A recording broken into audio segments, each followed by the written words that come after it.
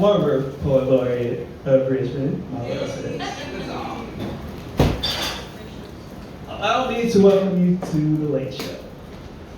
Quick disclaimer, I knew it was a problem when 3 people told me not to drink too much before I get up. First of all, when was the last time I did that? Secondly, it's really that noticeable. I feel like if I was tripping, I could play it off like, girl, you got me falling for you already. I act like it was a test for the one that I need on my worst night before seeing me at my best, because my vision is not the best. Like, my message is just a little bit blurred, but I'm not quite so barely able to keep my eyes focused enough to make eye contact.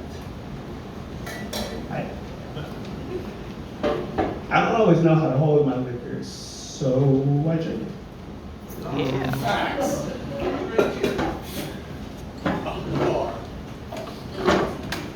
Especially since the key to whisking you off your feet seems to be whiskey.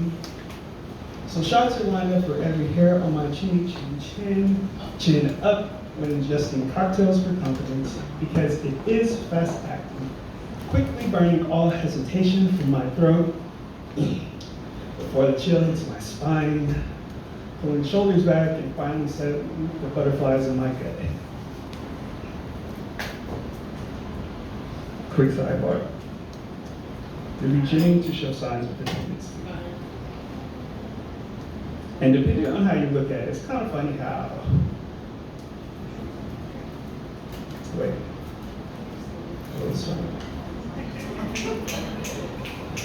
funny how family secrets only seem to hurt the family that they're kept from. My family found it relevant to tell me that one wasn't around because he was abusive, while the other one wouldn't let anyone into his mind. Mind you, it's the same one they say I take after. Oops. They say my grandpa was quite quiet and contagious, courageous, off the same mixture that I call my drink of choice. That would have been nice to know. Would have been nice to know, you know, before my nightcap became my handicap, before I put my heart on the top shelf, a little too far back to see where exactly, so it's a stretch anytime I reach for emotion. So double dose on deck to relieve any strained affections, battling any infections brought on by rotted filling and ink poisoning, because tainted love often leads to, you know, bad blood where anything might be said when I want to kill the potential to be vulnerable. I'll explain away any confessions as idle words when feelings are clear to see but still hard to swallow. Grey Goose will carry a message too heavy for a pigeon, so I can spend my nights lighthearted knowing that at the end of the night, the strained and suspended weight will land on my head the next morning when I wake up. And now it's, hello, hangover. It has not been long enough. I've been swerving around these issues long enough and so long that I often forget what I'm driving at. I'm not as sharp as I could be because I don't want to cut you deep enough to leave scars. So I throw myself just enough to scratch the surface. And so I can blame any bad performance on or off the mic on bartender to bar any tender spots from being struck. So without any further ado, welcome to my intoxicating interview. How's everybody doing tonight?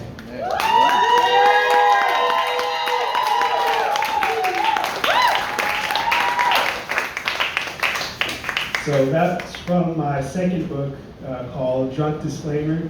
The basis of it was one time when I got on an open mic and my vision didn't quite match up with the paper. It's not a good look. Shout out to Berkeley Slam, Starry, Plough, 2016. That is huge. Like it was said, we just started our open mic, and we only do it once a month. We started back in June, and your boy's tired already. Like, we finish one, and it's like, oh, we gotta start prepping for the next one. And you should come out to the next one, September 19th.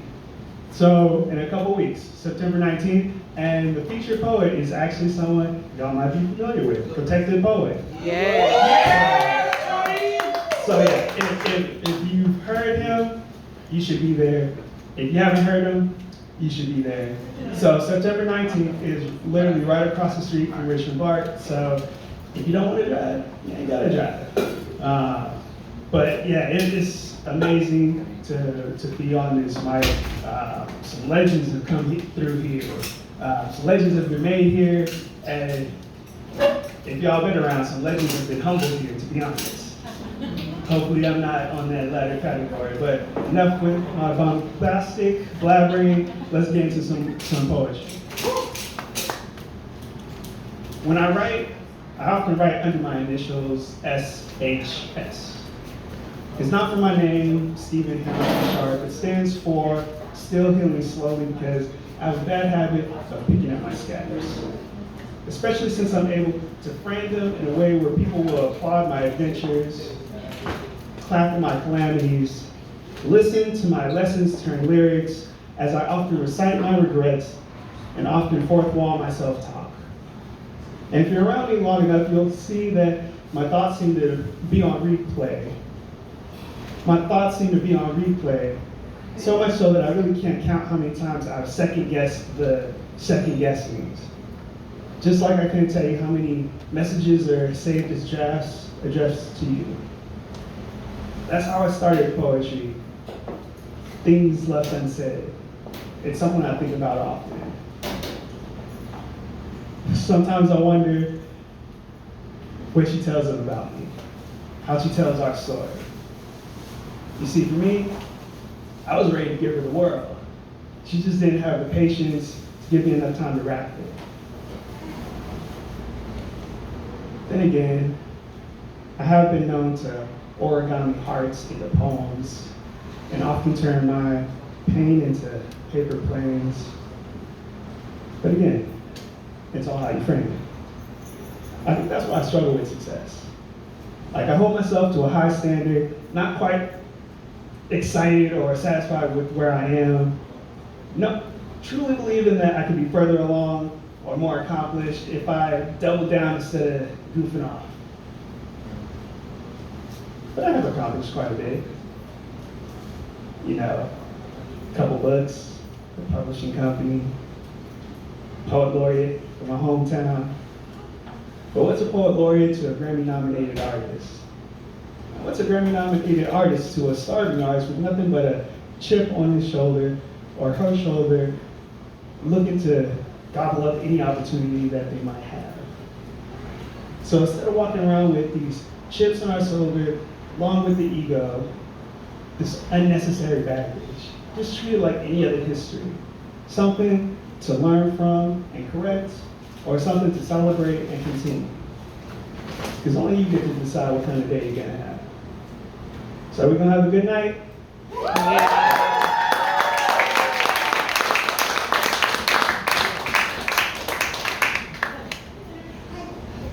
Shout out to all the poets that came before me in the slam.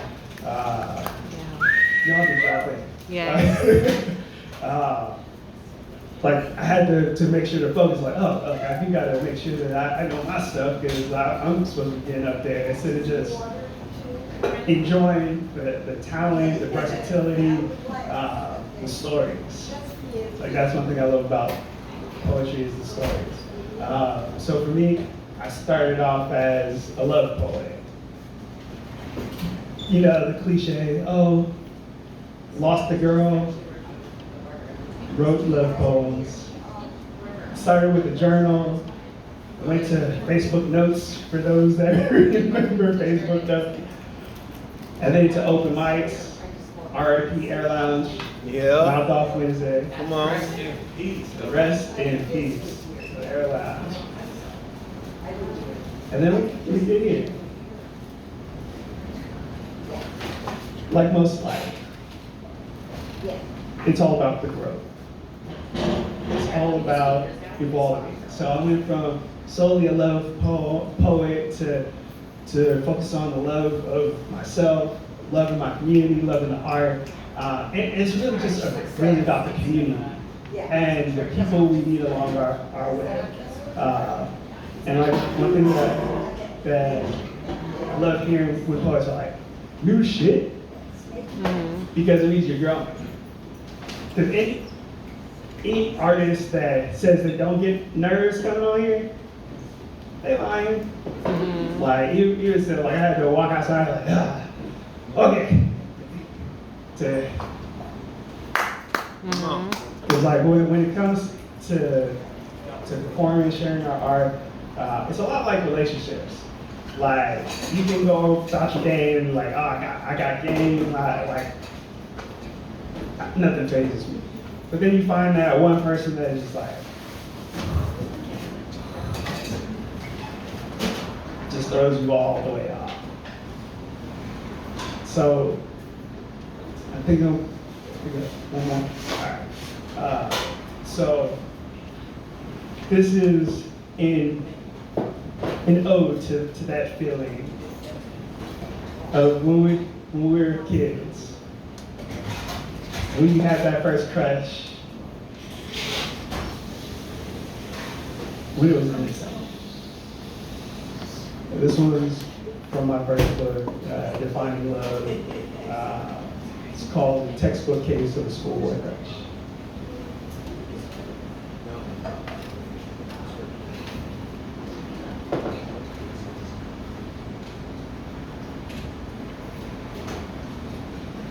I don't know where to start because it'd be a miracle if I made it to the end. I want you to know that you remind me of being a little kid again. Back when I was the spitting image of my dad minus the facial hair and baseball was. Back when I didn't have any game. My best line was, Dad, you're it. When my poetry wasn't anything special, simply a handwritten note passed to you from the back of the class and simply read, "You're the prettiest girl in the world." Unsigned because I didn't want to risk you knowing it was for me. Not that I didn't want to be the man of your dreams, it's just that I didn't really think I had a chance with you being you and me being me. You. The one having all the guys fighting for your attention, you were either labeled friendly or a flirt because you talked to them all but kept your heart to yourself. Me. Not the most popular or best looking, more like the quiet one. Shy guy. See, you got me feeling like I'm facing the number one fear in America, hot under the collar, can't swallow, can't focus, confidence shot, just plain awkward.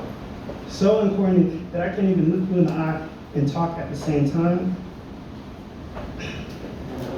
All I really want to do is say hi. My name is Stephen. So once I finally worked up the courage to say what I practiced over and over in my mind, you reply in kind, not knowing that you blew my mind by just giving me a little bit of your attention and time.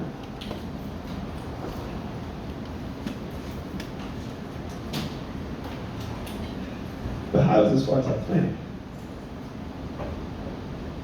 So I'm stuck, standing here speechless, as your smile turns into a laugh, as you realize my predicament, and you save me further embarrassment by saying that you gotta go, but that you'll see me later.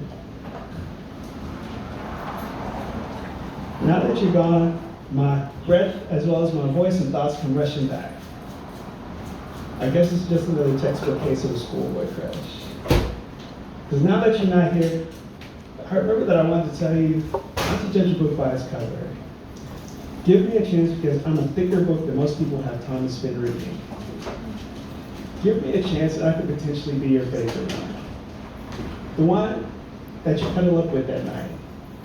The one that you don't let out of your sight for too long. The one that has stories that you don't mind hearing over and over again. I'll tell you the story of why a rainbow bows, how a star's twinkle got caught in a little girl's eye, and what a poet said to his muse after 1,000 poems, and he still couldn't fully describe her. now that you're not here, I really want to tell you, just give me a little bit of your time and attention. I'll make you forget about everything outside of 3-foot radius. But more than anything, I wanted to tell you that even though others might flip through my pages, you're not the one that wrote this thing. So let's combine our stories and start a new chapter. But do remember that this book has legs, so if you try to put me up on a shelf for too long, I might just get up and run away. But until then, Ted, you're it. Thank you.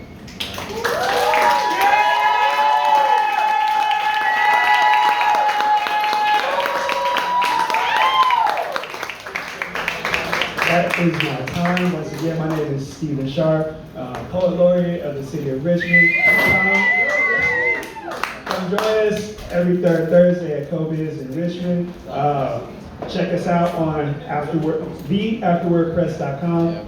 If you have books that you want published or even just help with copywriting, we do that. So holla at me. Have a great night.